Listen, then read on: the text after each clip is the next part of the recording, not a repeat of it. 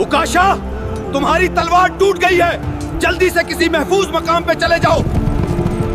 क्या एक मामूली सूखी लकड़ी दुश्मन की फौलादी तलवारों का मुकाबला कर सकती है? जंगे बदर के मैदान में जब मौत सामने खड़ी थी, तब एक ऐसा मौजज़ा हुआ जिसने तारीख बदल कर रख दी। मैदान बदर का खौफनाक मंजर था। सहाबी रसूल हजरत उक्काशा बिन मोहसन रजी अल्लाह अन्हु शेर की तरह लड़ रहे थे कि अचानक उनकी तलवार टूट कर बिखर गई। दुश्मन सामने था, चारों तरफ से नंगी तलवारों का पहरा और उक्काशा बिल्कुल नहत्ते। काफिरों के चेहरों पर गुरूर था और सामने बज़ाहिर यकीनी मौत। मगर वो पीछे नहीं हटे, बल्कि दौड़कर अल्लाह के रसूल सल्लल्लाहु अलैहि वसल्लम के पास पहुंचे। आप सल्लल्लाहु अलैहि वसल्लम ने जमीन से एक मामूली सूखी लकड़ी का टुकड़ा उठाया और फरमाया, उक्काशा, इससे जंग करो। जैसे ही उक्काशा रजी अल्लाह अन्हु ने इस लकड़ी को थामा, वो एक लंबी, सफेद और चमकती हुई फौलादी तलवार में बदल गई। दुश्मन हका बका रह गया। जो लकड़ी थी वो अब दुश्मनों के लिए काल बन चुकी थी। उक्काशा रजी अल्लाह अन्हु ने इसी तलवार से मैदान जंग में कहराम मचा दिया। इस तलवार का नाम अल-औन पड़ा, जो सालों तक उनके पास रही और कभी नहीं टूटी। सच है,